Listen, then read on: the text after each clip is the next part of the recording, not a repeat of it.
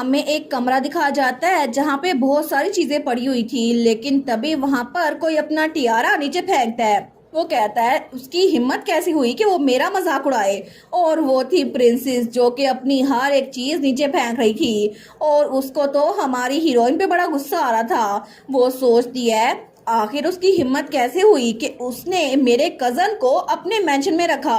वो वाइसल very mention में time गुजार रहा है, लेकिन ट्रेजन तो मेरा कजन है। आखिर वो अपनी फैमिली को प्रायोरिटाइज क्यों नहीं करता, यानी कि मुझे। और ये वही लड़की क्यों थी। तो तभी उसे याद आता है कि बैंक्वेट में वहां पर कोई कह रहा था लेडी रैबलर वो तो बहुत ही ज्यादा वंडरफुल है। तो दूसरी कहती है एज एक्सपेक्टेड लेडी रैबलर तो इस एम्पायर का ट्राइगर है। वो सोचती है इसका मतलब है कि मेरी इस लाइफ में भी उसी को मेन कैरेक्टर बनना था। तो वहां पे कोई कह रहा था इस साल भी मुझे लगता है कि लेडी रैबलर ही सोशल सर्कल का जूल बनेगी। दूसरी कहती है बिल्कुल ऐसा हो ही नहीं सकता कि लेडी रैबलर से ज्यादा खूबसूरत यहाँ पे कोई एग्जिस्ट करता हो।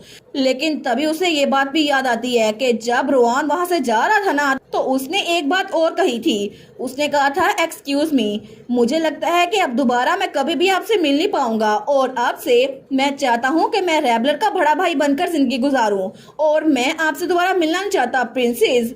तो ये सब कुछ सोचकर प्रिंसेस उसका तो चेहरा लाल हो गया था। वो सोचती है मेरी इस लाइफ में मैं दोबारा तुम्हें कुछ भी अपने आप से छीने नहीं दूंगी रैबलर।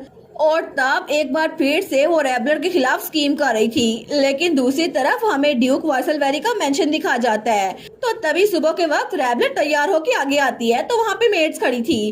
तो रैबलर कहती है गुड मॉर्निंग, और वो तो अपने इस हेयर स्टाइल में और ड्रेस में बहुत ही ज्यादा खूबसूरत लग रही थी। तो वो मेड्स कहती है माई लेडी गुड मॉर्निंग आपको भी। तो रैबलर कहती है क्या तुम लोगों ने कैलिक्स को देखा, सुबह से वो मुझे नजर ही नहीं आया। तो उनमें से एक मेड कहती है ओ आपका मतलब है ग्रैंड ड्यूक ट्रेजन, वो तो जरूर मुझे लगता है ट्रेनिंग ग्राउंड में होंगे। दूसरी कहती है बिल्कुल मैंने भी उनको ट्रेनिंग ग्राउंड की तरफ जाते हुए देखा था। तो रैबलर स्माइल करते हुए कहती है थैंक यू, तो फिर मैं जाके खुद ही चेक कर लेती हूँ। तो तब पीछे से वो मेड्स कहती हैं मुझे लगता है कि उनके दरमियान कोई रिलेशनशिप है, तुम्हें क्या लगता है कि उनके दरमियान क्या ताल्लुक हो सकता है। तो दूसरी कहती है एक मिनट क्या तुम सीरियस हो, ये कोई सवाल हुआ, ऑब्वियसली वो दोनों एक दूसरे से प्यार करते हैं ना।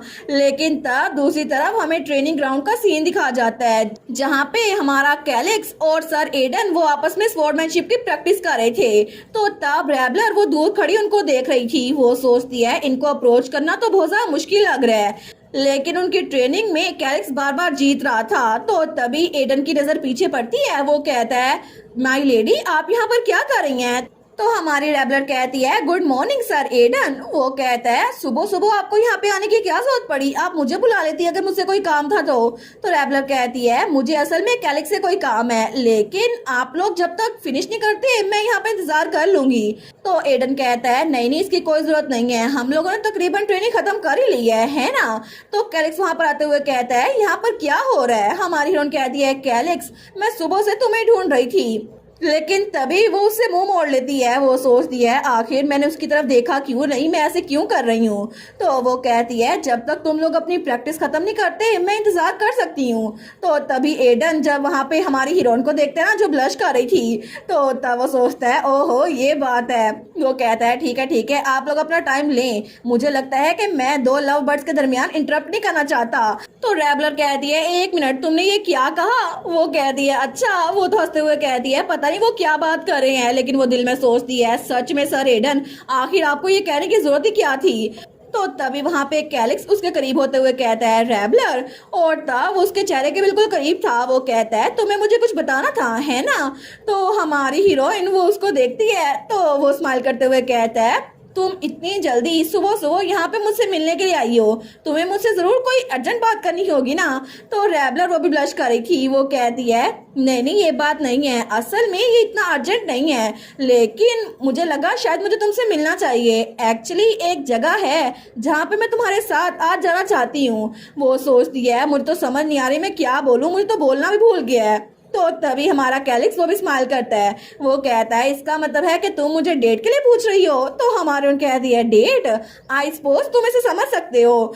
और दूसरे लफ्जों में कहें ना तो मुझे लगता है कि हमें इन्वायरमेंट चेंज करने की जरूरत है ताकि हमें थोड़ा सा सुकून मिल सके। तो वो भी स्माइल करता है, वो कहता है नेचुरली मेरा आंसर हाँ है, और अगर ये तुम्हारी तरफ से रिक्वेस्ट है ना तो मैं कभी भी अवेलेबल हूँ। और थोड़ी देर बाद वहाँ पे हमें लेक का सीन दिखा जाता है। तो वहाँ पे पहले ही बहुत सारे लोग थे क्योंकि वो एक पब्लिक प्लेस थी, लेकिन तभी हमारी रैबलर और कैलिक्स वो दोनों वहाँ पे शानदार एंट्री देते हैं और दोनों का कपल बहुत ही ज्यादा क्यूट लग रहा था।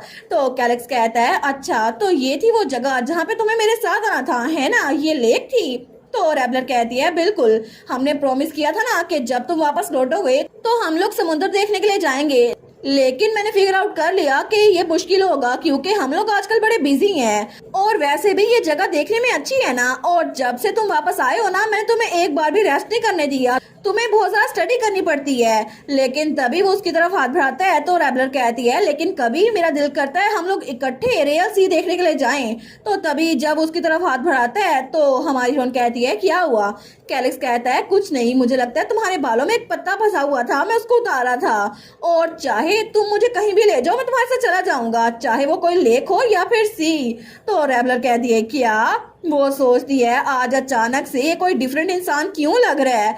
वो सोचती है नहीं नहीं, मुझे लगता है मैं कुछ ज्यादा सेंसिटिव हो रही हूँ, शायद इसी वजह से, क्योंकि मैं इससे ज्यादा देर तक मिली नहीं हूँ ना, इसीलिए मुझे ऐसा लग रहा है। लेकिन तभी पीछे बहुत सारे लोग बातें कर रहे थे तो रैबलर को उनकी आवाज आती है। जब वो पीछे मुड़कर देखती है तो वहां पर तो क्राउड और ज्यादा बढ़ गया था। रैबलर सोचती है आखिर ये इतने सारे लोग यहाँ पर क्या कर रहे हैं, क्या ये हमें देखने के लिए आए हैं। तो वो लोग आपस में बातें कर रहे थे क्या ये ग्रैंड ड्यूक ट्रेजर नहीं है, लेकिन इनके साथ लेडी वाइसलवेरी है, जरूर ये बात सच होगी। रैबलर सोचती है ऐसा लगता है हम लोग बहुत ज्यादा टेंशन खींच रहे हैं, लेकिन ये बात सेंस भी बनाती है। कैलिक्स तो कभी कभार ही बाहर जाता है और वो लोगों से इतना मिलता जुलता भी नहीं है, इसी वजह से हर कोई एम्पायर के हीरो को देखने के लिए बेकरार होगा। लेकिन तभी कैलिक्स वहां पर फ्लिंच होता है। तो रैबलर कहती है इसको क्या हुआ। वो कहती है कैलिक्स कोई मसला है। लेकिन तभी वहां पर कोई कहता है बहुत दिनों बाद मिल रहे हैं ग्रैंड ड्यूक ट्रेजन। तो हमारी रैबलर जब सामने देखती है ना तो वहां पे जो लड़की खड़ी थी उसके ब्लॉन्ड बाल थे और वो कोई और नई प्रिंसेस एलिना थी जो एक बार फिर से रंग में भंग डालने के लिए वहां पर आ गई थी। लेकिन उसका ड्रेस उस पर बड़ा सूट कर रहा था, अगर ये बुरी ना होती ना तो शायद मेरी फेवरेट कैरेक्टर होती।